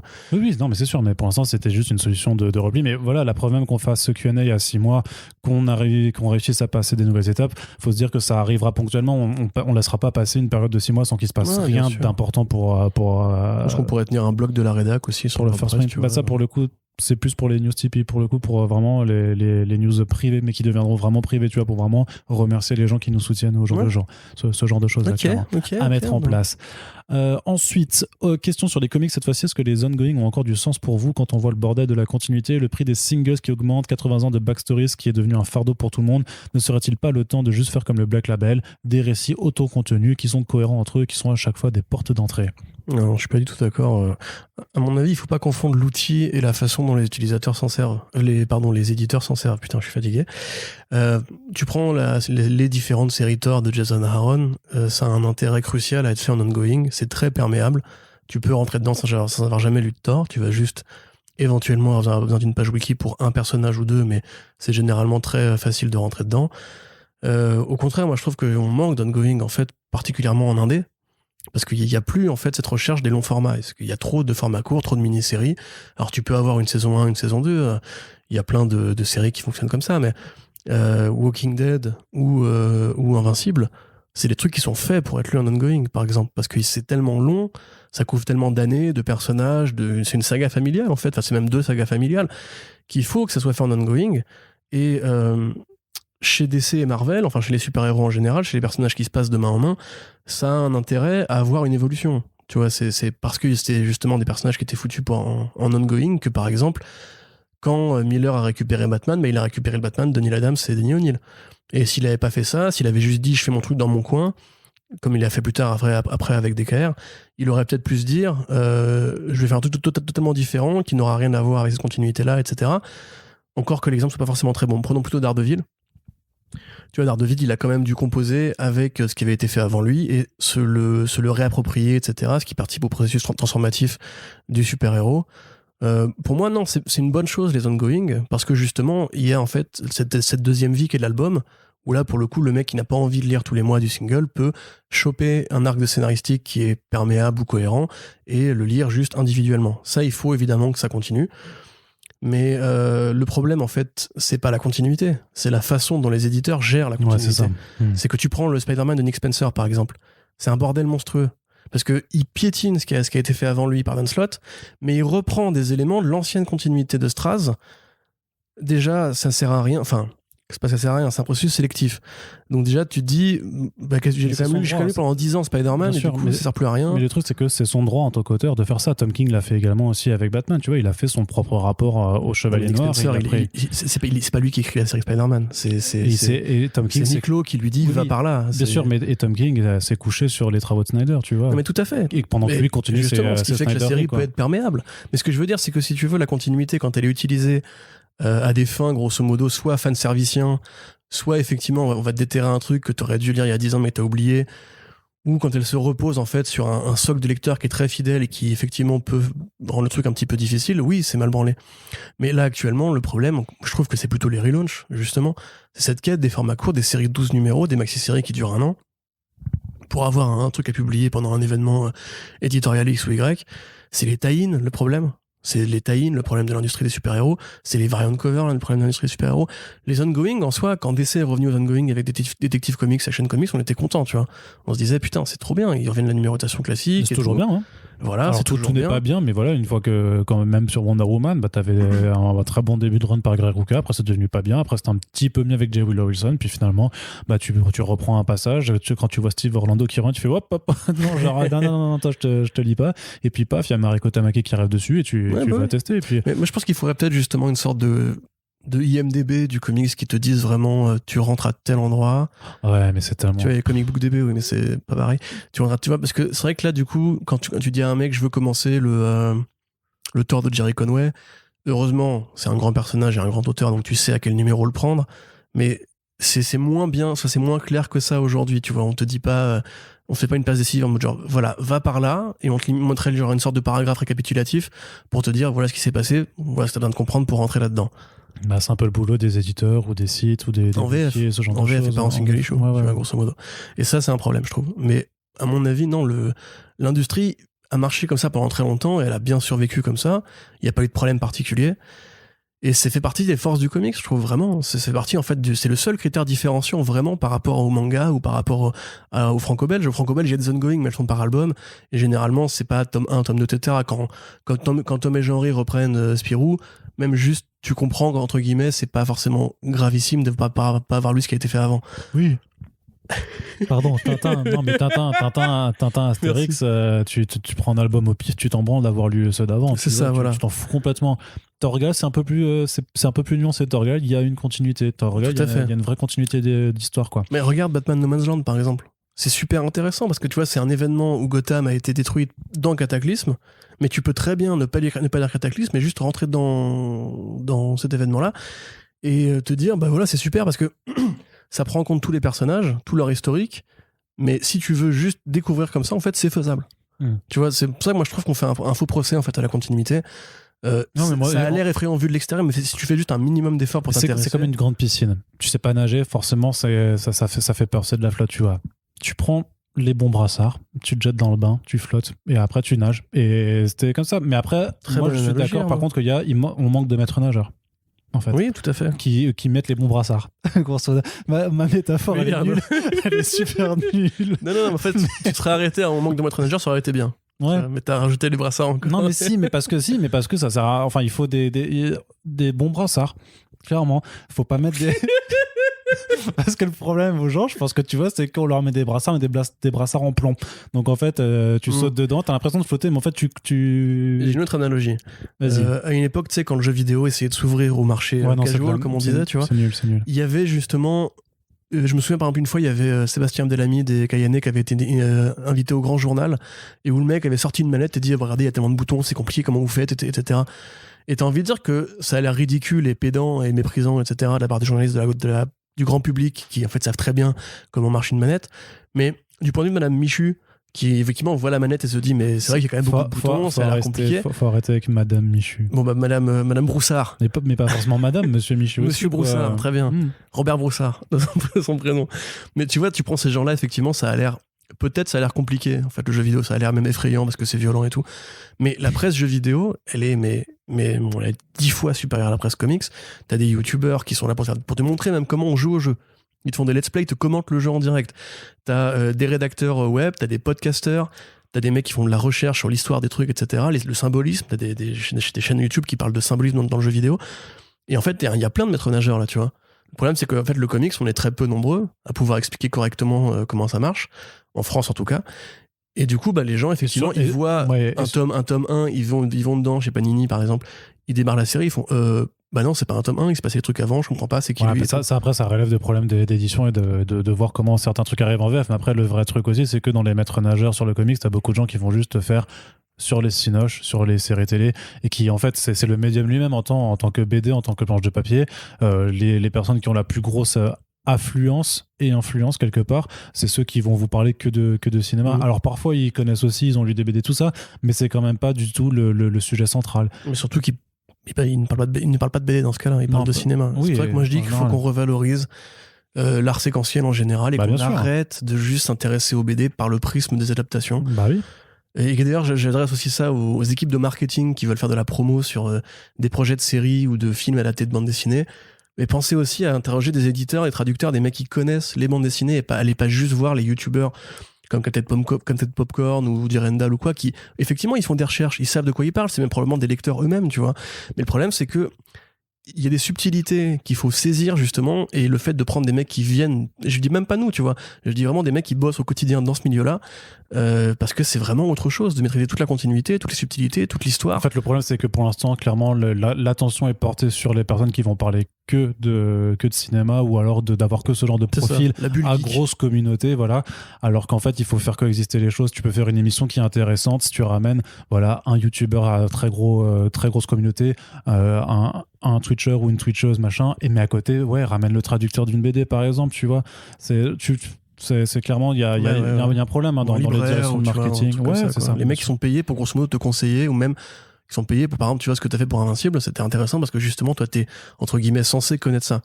Quand t'interroges un mec, par exemple, pour Invincible, tu pourrais très bien dire que l'éditeur ou le libraire qui est là pour te vendre la série, son métier, c'est aussi de te l'expliquer au quotidien, tu vois. Il a pas besoin de faire des recherches, il a tout en tête. Donc c'est plus logique d'aller vers lui, entre guillemets. Même si effectivement, pour le clic, pour le star power, etc., il faut prendre des youtubeurs qui en plus généralement font un très bon travail de vulgarisation. Ça arrive très souvent, genre il y avait une vidéo récemment de ce youtubeur spécialisé en histoire là, qui a fait un truc sur Wonder Woman, tu sais. Et je crois que Marie-Paul avait participé au truc, si je dis pas de bêtises. Je sais pas. Sur l'une des premières scénaristes qui était morte récemment de Wonder Woman. Et tu vois, généralement, les youtubeurs eux-mêmes font des travaux de démarche. Je suis pas en train de dire qu'il faut brûler les youtubeurs. Je suis en train de dire que juste d'intervenants d'autres milieux, en fait. Pour remettre la BD, l'œuvre d'original au cœur de l'équation et pas juste son adaptation. Voilà. Et Anton qui te dit aussi, quand on voit l'argent qu'il faut dépenser si on veut suivre les X-Men de Hickman, ou alors quand on voit le fiasco éditorial qui est DC Rebirth, le lecteur n'est jamais récompensé par sa fidélité. J'ai l'impression que c'est toujours mieux d'attendre la fin d'un run, d'éviter les spoilers au jour le jour et ensuite se lancer dans la lecture. C'est un meilleur plan en termes de gestion de thunes et ça permet d'éviter la frustration. Ah, ça, je suis assez d'accord par contre. Ouais. Plutôt d'accord, mais en même temps, tu perds l'intérêt de suivre le comics dans le format tel qu'il a été pensé, dans ce côté feuilletonnant qui est, voilà, c'est comme ce qu'aime bien dire Thierry Mornay, c'est que les comics, quel que soit le format, ça reste du soap. C'est quelque chose que tu suis, voilà, c'est des personnages que tu suis par le prisme après d'un registre particulier, mais particulièrement dans le comics de super-héros. C'est justement ça ce qui est intéressant, c'est de suivre l'évolution des relations entre les personnages, de voir leurs affects, leurs inimitiés, leurs amours, leurs adversités. Et ça, ça peut se faire avec le côté sériel que si tu le suis un petit peu au format mensuel. Ouais, je suis d'accord, mais tu prends un truc comme par exemple Invincible, encore une fois, je suis désolé, j'ai vu l'épisode 9-8 ce matin, donc je suis encore vachement dedans. Moi, j'avais pas justement... ça me frustrait, tu vois, le côté mensuel. Donc à un moment donné, je crois que c'était au numéro 113 ou 114, j'ai dû arrêter de lire en single, ça m'énervait. Et j'y revenais grosso modo quasiment tous les ans pour rattraper en fait mon retard. Ah, ça, j'aime pas faire ça. Non. Mais moi, j'adore faire ça. Je trouve ça, en fait, je suis désolé. T'es viré. On est en France, on est la patrie de l'album.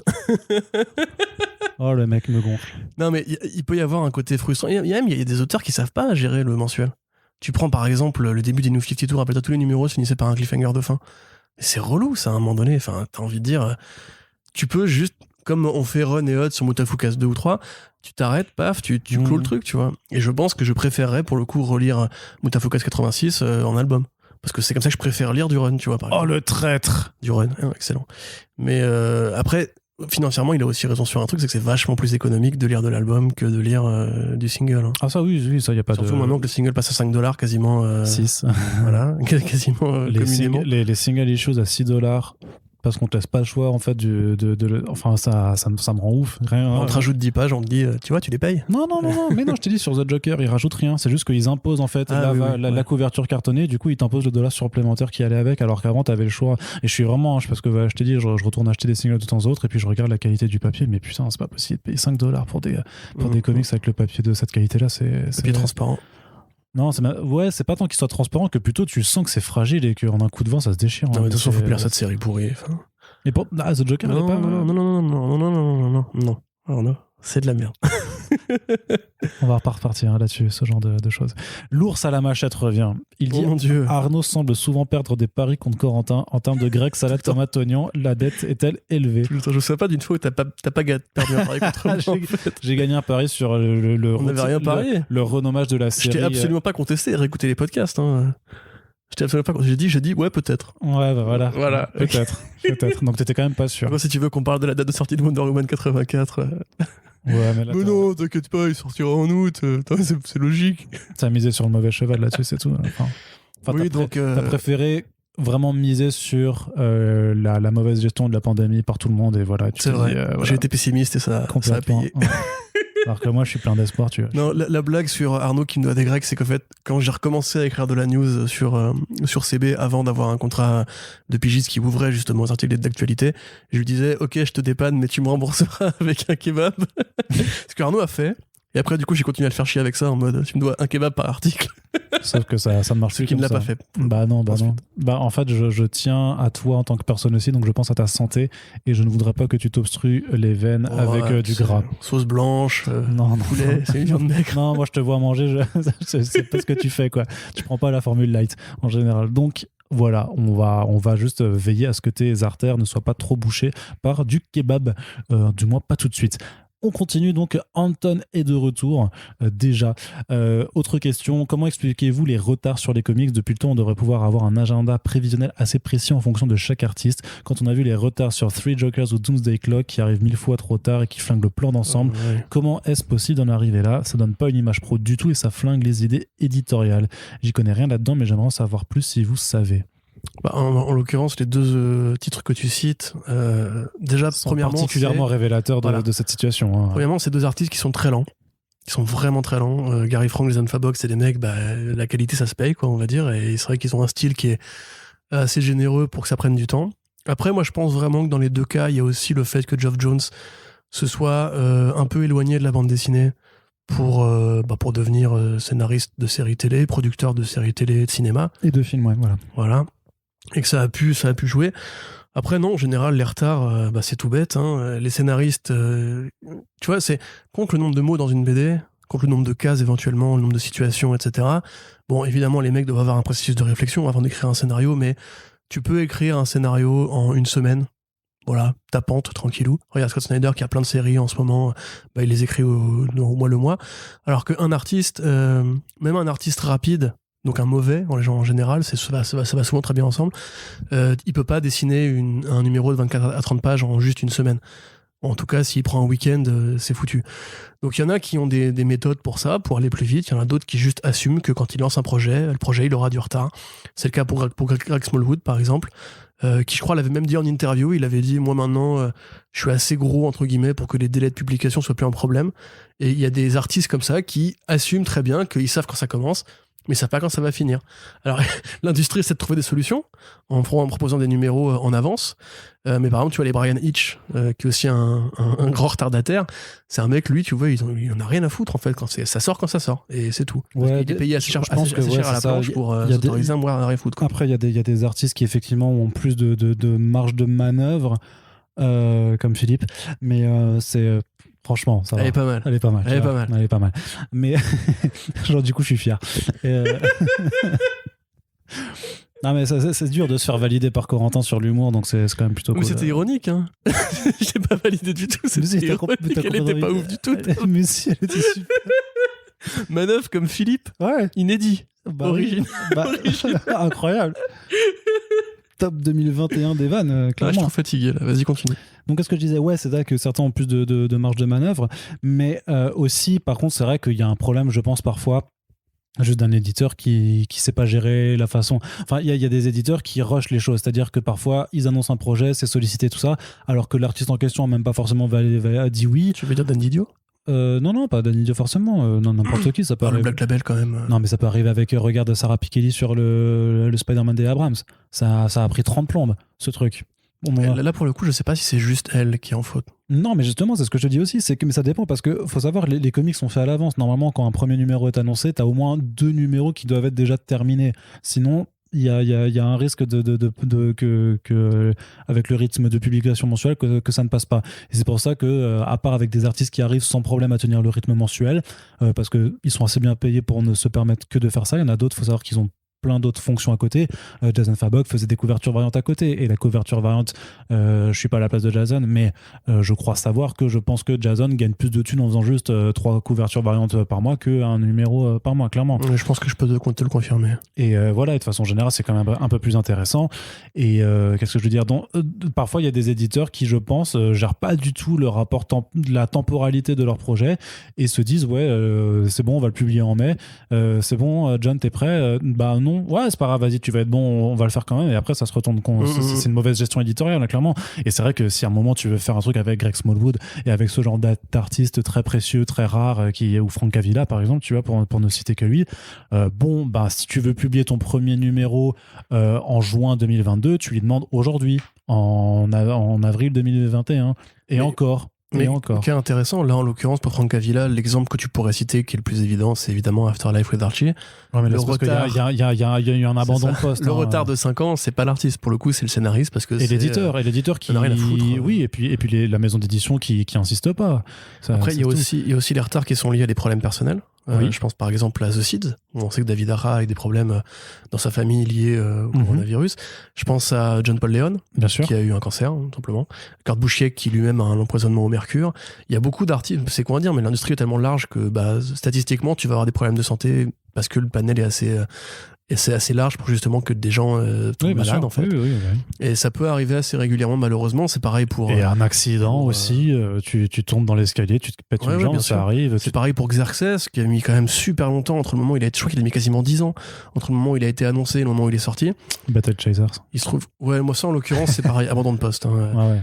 En plus, c'est un peu moi qui bitch, il l'a dit. Il a dit qu'il avait abandonné sa carrière de comics et qu'il assumait très bien. Grosso modo, il n'y a pas de règles en général, ce sera surtout un ensemble de cas particuliers, mais je pense que quand même dans la majorité des cas, c'est juste qu'il y a une mauvaise gestion de la temporalité, tout simplement.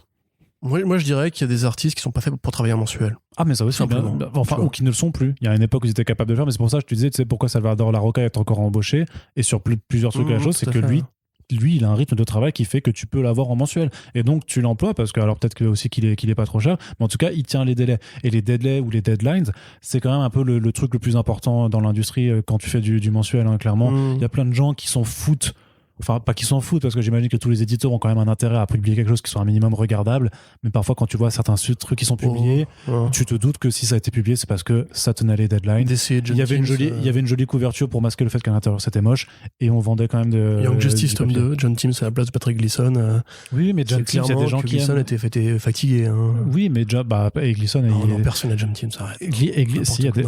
Non.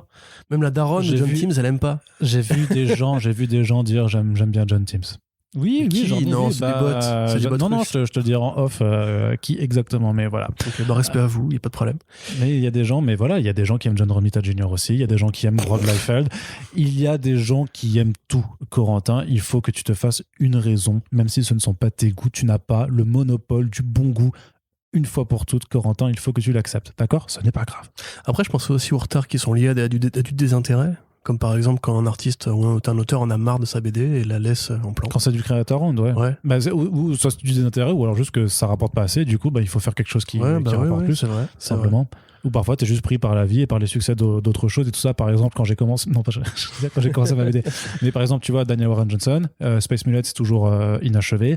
Mais parce qu'entre-temps, bah voilà... C'est pas grave. Beta Ray Bill, c'est Space Mullet 2. Oui, non, mais on est d'accord, mais on veut quand même la fin de Space Mullet. Et c'est dommage, mais voilà, il faisait une planche par jour sur le web. Bon, bah là, il fait ses trucs en papier chez Image, puis il est dépêché par DC, puis par Marvel. Donc voilà, il a plus le temps du tout de faire Space Mullet. C'est dommage, mais ça arrive. Donc voilà, il y a plein de façons qui peuvent justifier les retards. On fera un podcast thématique sur les retards dans les comics. Corentin, un podcast qui sera bien sûr en retard, puisque nous l'annonçons pour dans 2 semaines. Et bien sûr, il n'arrivera pas dans 2 semaines comme ça, ce sera thématiquement correct. Wow. Allez, on continue avec une question de Yalou. Bonjour Yalou, qui dit qu'il a converti plusieurs collègues qui nous écoutent le soir venu avec le stylo rouge à la main, puisqu'ils sont dans l'éducation nationale. Merde, j'allais faire la blague. Voilà, on peut demander. On est écouté par beaucoup de profs quand même, je trouve. Non, mais on peut demander un label éducation nationale avec une photo de Blanquer sur notre page d'accueil. Effectivement, ce serait assez incroyable. Ce sera un petit peu le super vilain, le super vilain de notre podcast, clairement. Docteur Beluga. Jean-Michel Blanquer, comment tu le vois en super vilain? C'est quoi son super pouvoir de super vilain, Jean? Moi, je verrais un mec qui a voulu cloner des belugas et qui s'est du coup administré un sérum de beluga et qui du coup est devenu mi-homme, mi-beluga. Ouais, mais là, tu fais une attaque physique, c'est pas très gentil. Hein. Non, mais pour lui, on peut. Oui, c'est la remarque. Les gens méprisants sont des gens méprisables. C'est ça. Darmanin, tu le verrais en quoi, toi? Alors, en prison. C'est le Joker, en vrai. Un jour, il va se peindre les cheveux en vert. On va rien voir venir. Non, parce que le Joker, il est intelligent. Donc, ça marche pas non plus. Allez, envisagez-vous de reprendre de manière plus régulière des podcasts par auteur, comme se faisait cela au tout début de Comics Blog, ou comme vous l'avez fait plus récemment avec Daniel Warren Johnson, que vous m'avez fait découvrir. Bisous à vous. Ah, là, Corentin, 2, 3, oui. Podcast. Ah non, c'est pas ça. Oui, c'est prévu. On a une liste et on va essayer de mobiliser l'un ou l'autre invité pour nous aider. Tout à fait. Voilà, ça fait partie. Vous aimez, par exemple, King. Ça fait partie un peu de ces podcasts notés par Corentin, qui sont des idées en soi, pas forcément les meilleures idées, mais effectivement qu'il faut les faire. Si vous voulez un podcast sur Ed Brubaker, eh bien, spammez Arnaud de DM. Mais oui, mais je veux au moins 5 DM. Attention, je compte sur vous. Voilà, donc je vais créer des faux comptes pour te mettre. Au bout de 5 DM, on veut un podcast de Brubaker. Non, mais vous l'aurez. Là, on a vu, il y a 5 albums de Brubaker minimum qui sortent cette année chez Delcourt, donc Brubaker. Donc, on va l'avoir. Sinon, j'avais adoré sur CB le dossier de Corentin sur l'histoire du héros noir dans la BD américaine, qui était un très bon dossier, effectivement. Est-il envisageable de retrouver régulièrement de tels podcasts thématiques, même si je sais que ça demande beaucoup de recherche et de préparation? La réponse est dans la question. Oui, mais pas beaucoup, quelque part, parce que ça demande beaucoup de temps de recherche et de préparation, et notamment sur ce genre de thématique-là, clairement, moi, il faut qu'on soit bien calé et tout ça. Après, c'est ce qu'on essaie de faire avec Omnibus quand même, hein. Le premier Omnibus comics et politique, c'est ce qu'on a fait avec... Ce que j'allais dire, c'est déjà, entre guillemets, d'actualité, et puis, comment dire, je vais essayer de dire ça sans passer pour un gros con raciste, mais parce qu'en fait l'industrie elle-même est raciste. En fait c'est facile à faire un podcast sur un dossier sur les super-héros noirs en BD parce qu'il n'y en a pas 40 en vrai. La liste est tellement restreinte et les grandes périodes sont tellement évidentes à cibler parce que justement c'est un type de personnage qui a été vraiment réduit au silence. Par exemple, à l'inverse, un dossier sur les super-héroïnes, ce serait 2-3 fois plus long. On pourra faire un podcast sur les héros asiatiques par exemple, qu'il n'y en a quasiment pas. Les super-héros asiatiques, il n'y en a quasiment pas. Mais après... Non, mais après, ça peut même être un podcast sur les chiens dans les comics. Il y a peut-être moyen, grosso modo, de faire des podcasts thématiques qui demandent du temps à préparer, mais pas en quantité astronomique pour le moment. Non, mais et puis après, de toute façon, en vrai, on peut très bien reprendre toute la liste des podcasts qu'avait fait Comics Blog dans ses premières années et les refaire et les mettre à jour. J'y ai pensé, mais il y en a plein qui sont juste... qui sont plus trop pertinents aujourd'hui. C'est pour ça qu'il faut les mettre à jour, du coup. Non, mais qui sont plus pertinents en termes de sujet. Tu vois, genre... le cul dans la BD. Oh, Marc, non, ça on va le faire, je suis bête. Bah oui, on veut le faire en tout cas. Je pense genre le comics cosmique, tu vois, aujourd'hui, ça existe quasiment plus, à part quelques séries en indé. Mais enfin. Non, mais le cosmique tel qu'on l'entend dans les comics, c'est-à-dire, tu sais, les trucs des grands de l'infini, les divinités, Adam Warlock, etc. Enfin, c'est bon, et je pense que ça appartient au passé maintenant, tu vois. Oh, le mec, quoi. Mais je regrette, j'aime bien, moi, ces comics-là. Mais il n'y a pas tant de création moderne pour mettre à jour. Bah, il y a quand même pas mal de trucs qui virent. Enfin, quand tu vois ce qu'avait fait justement, Silver Surfer Black, le Guardians de Ali Wing et tout ça, ça brasse quand même du cosmique. Hein. Bah, si, quand même. Mec, Tu lèves les yeux au ciel, mais c'est juste que tu les as pas lus. Oui, non, si, allez, oui, si, j'ai lu, j'ai pas aimé. Non, moi non plus. Enfin, je trouve que c'est pas très accessible et que c'est pas son meilleur travail, mais c'est du cosmique. Silver quand Surfer même. Black, ok. Ouais. Franchement, c'est petit pour du cosmique. Non, ouais, je sais pas. Par rapport aux grandes sagas de Star Wars. Attends que les Eternals reviennent, que la série de Kieron Gillen se prenne plus d'expansion, qu'il y ait des spin-offs, des nouvelles choses. Tu verras que le cosmique. Everything is cosmic, tu vois, donc ça va revenir. Wow. Non, mais c'est cyclique. Bah ouais, je sais que je te conviens. Allez, et on va terminer avec les questions d'Edouard, ou la question d'Edouard, je sais plus, non, je crois qu'il n'y en a qu'une, pour achever donc ce long question-réponse. Encore une fois, merci à toutes et tous d'avoir participé. Merci. La question serait sur le temps que vous passez à lire des comics, que ce soit quotidiennement ou de manière hebdomadaire, vu que vous semblez connaître à peu près tous les classiques, tout en suivant la quasi-intégralité des séries qui sortent, que ce soit chez les Big Two ou en indé. Je suis curieux de savoir le temps que vous y consacrez. Mon Dieu, il nous surestime. Ouais, il nous surestime un petit peu, je pense quand même. Alors Arnaud Sandman, t'as eu le temps là, Incroyable. C'est incroyable Sandman. Alors, j'ai pas trop aimé quand Batman il apparaît, mais sinon c'était vachement cool. Et qu'est-ce qu'il te dit qu'il n'apparaît pas dans Sandman? Si, il apparaît, je sais qu'il apparaît. Si, mais parce qu'il était dans l'univers d'ici, donc je suppose qu'il apparaît. Je ne spoilerai pas Sandman pour ceux qui l'ont pas lu. Combien de temps on passe à lire? Voilà, je sais pas si ça peut se quantifier. Ça dépend des jours, ça dépend de ce qu'il y a à faire pour le travail. Moi, sur une semaine, on va dire, parce que la pandémie m'a laissé beaucoup plus de temps pour lire. Ouais. Dans une semaine normale, hors pandémie, à les picoler dans les bars, voilà. Hein.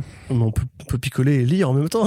Tu prends une bière pour un et sauf si tu bouquines. C'est vrai que tu le fais toi. En plus café. Quand je lis avec ma tablette, je suis plus avec. Moi, je faisais ça, tu sais, quand j'allais encore à Strasbourg, que je devais attendre que les gens sortent du boulot, tout ça, poser, petite terrasse, petite bière, petit comics, petit ordinateur pour rédiger en même temps. C'est rédiger avec une bière à un bar, oui. Très agréable. Par contre, lire, je préfère un petit kawa. Parce que je lis très peu le soir, en fait, moi. Donc, ouais, sur une semaine normale, on va dire, voilà, je lis entre 2 et 3 heures par jour, à peu près. Ouais. Ouais, à peu près. Non, ça dépend. Il y a des week-ends où j'ai rien à faire, donc je peux me feuilleter une saga entière de 30-40 numéros, tu vois. Mais après, ouais, non, c'est dans ce zoo-là. Hein. Ouais, parce qu'en général, en fait, je lis aussi pour le travail. Tu vois, ça, quand je prépare une news sur tu vois, pour Luke Arkwright, la série qui a été Luther Arkwright qui a été optionnée récemment, j'ai jamais lu ce truc-là. Il se trouve que je connais pas cette série-là, donc avant de rédiger ma news, moi, ce que je fais, c'est je vais trouver la BD. Je vais lire au moins 1, 2, 3 numéros pour savoir de quoi je parle. Et après, du coup, je me mets à rédiger, quoi. Et ça, je le fais très, très régulièrement. Là, j'ai pas eu le temps ce matin pour Ironhead et Black Hand, mais j'aurais pu le faire éventuellement. J'aime bien, tu vois, feuilleter comme ça. Sur Panel Syndicate, donc tu peux lire. Oui, tout à fait, ouais. Moi, je peux aussi l'acheter, hein, mais du coup, ouais, non, c'est dans ces eaux-là, quoi. Ouais. À peu près. Je lis beaucoup aussi en sortant mon chat dans le jardin, ce qui me laisse pas mal de temps pour feuilleter des BD sur ma tablette. Sinon, et toi, Arnaud, excuse-moi, je monopolise la parole. Sûrement pareil, voire plus, hein, du coup. Je lis, j'arrive pas à le quantifier en fait, parce que je me rends même pas compte en fait du temps. Pourtant, je fais des efforts, parce que je trouvais justement que par rapport à tout ce que je faisais là sur la dernière année, je trouvais que je lisais toujours pas assez, parce que justement c'est un running gag, mais en vrai j'ai toujours pas trouvé le temps de lire Sandman. En fait, c'est très con, tu vois. Mais même The Walking Dead, j'ai pas fini complètement. Invincible, j'ai pas fini complètement, tu vois. Donc il y a plein de grands classiques, il y a plein de trucs, tu sais, du Dredd, j'en ai jamais lu du Dredd, tu vois, enfin, ou juste c'est dommage. Bah oui, mais les éditions de Delirium sont incroyables. Oui, non, mais je sais, mais tu vois, il y a plein de choses, même, tu vois, enfin, j'ai toujours du retard sur Marvel, j'ai du retard sur aussi certains classiques de DC, dans l'indé aussi, j'ai plein de retard, tu vois. Donc il me faut plus de temps, clairement. Et puis le truc, c'est que effectivement, j'essaie de suivre au jour le jour qu'est-ce qui sort, donc voilà, en fait, c'est vraiment la répartition, c'est entre lire ce qui sort actuellement en VO, en VF aussi pour pouvoir en faire un suivi correct, et après aussi rattraper tout le retard que j'ai, parce que moi ça ne fait que 10 ans que je lis de manière régulière de la bande dessinée, donc j'ai quand même encore beaucoup de choses à rattraper, mais c'est ce qui fait aussi tout le côté ultra cool du métier, c'est qu'en fait t'as jamais fini d'apprendre ou de découvrir des choses. Ce que j'allais dire, c'est par rapport à ce que c'est, comment tu m'as dit, Lionel? Non. Le nom du poster? Édouard, là. Édouard, pardon, je suis Lionel. Édouard, par rapport à ce que disait Édouard, justement, peut-être qu'on a l'air un peu érudit ou quoi, mais il y a énormément de choses qu'on n'a pas lues, énormément. Parce que tu peux pas tout lire, en fait. Il y a tellement 80 ans de super-héros, déjà, avec toutes les séries, juste un mec qui a lu tout Marvel. Ça n'existe pas. Même les éditeurs de chez Marvel n'ont pas lu tout Marvel. Il y a trop de séries, il y a trop de numéros. Franchement, je mets quand même, je sais pas, je dirais, est-ce que Xavier Fournier a pas lu tout Marvel quand même? Fournier, ouais. Mais après, Fournier aussi, il est dans le métier. Tu vois, dans des mecs qui vraiment sont des lecteurs passionnés. Oh, mais il y a des lecteurs, tu sais, des mecs qui ont commencé avec Strange et tout ça quand ils étaient gamins. Il y a moyen qu'ils aient rattrapé beaucoup de choses. Après, tu peux pas avoir tout lu. Après, le truc, c'est que la vérité, c'est qu'en vrai. Tu peux pas avoir tout lu. Non, tu peux pas avoir tout lu dans le sens que, en vrai, tout ce qui concerne le Golden et le Silver Age, je pense que tu peux pas avoir tout lu de toute façon de tout ce qui est sorti là, parce que tout n'est pas forcément disponible. Trucs qui sont introuvables, c'est ça. Et puis c'est des trucs pas bien intéressants. Même en indé, il y a plein de trucs qui ont disparu, tu vois, qui sont même pas numérisés et tout, que tu peux pas retrouver à moins d'aller faire des brocantes ou tomber au hasard sur une page eBay qui fonctionne. Mais non, moi je suis loin d'avoir tout lu, même je suis loin d'avoir lu tout ce que j'avais envie. Là, j'ai découvert l'existence de Luther Arkwright, qui est considéré apparemment comme une sorte de série culte dans la BD britannique. J'en avais jamais entendu parler, alors que j'adore Brian Talbot. J'ai lu Nemesis the Warlock, tu vois, j'ai lu ça de chez 2000 avec lui. Je savais même pas que ça existait, de quoi ça parlait et tout. Donc non, même nous qui avons des spécialités, entre guillemets, on va dire, il y a encore des sujets qu'on maîtrise pas forcément et tout, et c'est aussi ce qui rend du coup le métier cool, c'est que c'est un peu comme le cinéma, t'as jamais fini d'en apprendre sur ce que tu parfois ce qu'on peut dire, c'est que parfois l'occasion fait le larron, en fait, c'est-à-dire que il y a un truc qui sort, ça te pousse à t'intéresser à une bande dessinée. Alors parfois c'est effectivement par le prisme des adaptations, c'est-à-dire tiens, il y a une série qui arrive sur Resident Alien, tu vois, allons lire les comics Resident Alien, en fait, et allons jeu vidéo sur Little Nemo, ouais, c'est ça, que j'ai jamais lu personnellement. Enfin, j'ai lu 3-4 numéros, on va dire, mais même un exemple très concret aussi, tu vois, c'était de préparer une conférence alors qui avait été un petit peu commandée par Comic-Con, en fait, avec Brian Haberlin et David Hein sur l'horreur dans les comics, et du coup d'aller regarder une partie de la carrière de ces auteurs que personnellement je n'avais jamais lu, puis aller lire ça, préparer pour savoir comment discuter sur les questions et tout ça. C'était il y a 2 ans maintenant, mais même à 2 ans à ce moment-là, The Walking Dead, j'étais pas allé très enfin j'avais jamais continué après l'après avec le gouverneur. En fait, c'était parce que j'avais lu cet homme-là à la médiathèque de mon village à l'époque, et puis ça s'appelle La ville du gouverneur déjà. Et j'avais jamais continué plus loin, et donc là c'était avec Stefano Gaudiano qui a été l'encreur de Charlie Adlard pendant tout le reste de la série, qui à l'époque touchait à sa fin où c'était terminé. Voilà, c'était tout un pan à aller devoir explorer, retravailler pour justement. T'as pas besoin en fait d'avoir tout lu. Par contre, il faut que tu t'intéresses, il faut que tu travailles, il faut que tu fasses des recherches pour en fait connaître ce qu'il y a à connaître d'un sujet. Mais effectivement, c'est pas parce que t'as pas lu le numéro 87 de The Walking Dead et que tu sais qu'à ce moment-là, Michonne fait un doigt à Rick que tu peux pas parler de la série de façon plus générale ou interviewer quelqu'un qui a bossé dessus. En fait, faut juste savoir comment orienter tes choses, et peut-être que nous on arrive assez bien justement parce que après j'estime qu'on travaille quand même assez sérieusement pour peut-être donner cette impression de connaître plein de choses et tout ça. Il y a plein de choses qu'on connaît, il y a plein de choses qu'on connaît moins, mais en tout cas on essaye de faire en amont les recherches pour vous donner l'envie de vous y intéresser également dans la même mesure que nous on connaît le sujet. Je vois les choses comme ça. Tout à fait. Très bien, Corentin. Eh bien, écoute, on en a fini avec cette deuxième partie du question-réponse spécial 6 mois. On espère que ça vous a plu. On vous le rappelle, à l'heure où on poste ce podcast, il reste encore quelques heures pour nous aider sur la page Tipeee, juste pour gonfler le devis du WordPress. Et puis, on espère sinon simplement que ce moment d'interactivité en décalé vous a plu. Il y en aura d'autres de toute façon. Et puis, vous le savez maintenant, avec le WordPress, avec Discord et tout ça, et avec le retour à une vie un peu plus normale, la perspective du retour de l'événementiel, de faire des IRL et tout ça. Bref, on n'a boire de la bière. On n'a pas fini d'échanger avec vous, et si ça vous plaît, eh bien faites-le savoir, partagez le podcast, parlez-en autour de vous, faites découvrir nos émissions quelle qu'elle soit, et merci à toutes et tous de nous avoir écoutés pendant déjà cette demi-année, et on espère que la seconde vous plaira et les années suivantes aussi également. Des bisous à tout le monde et à bientôt pour le prochain podcast. Salut.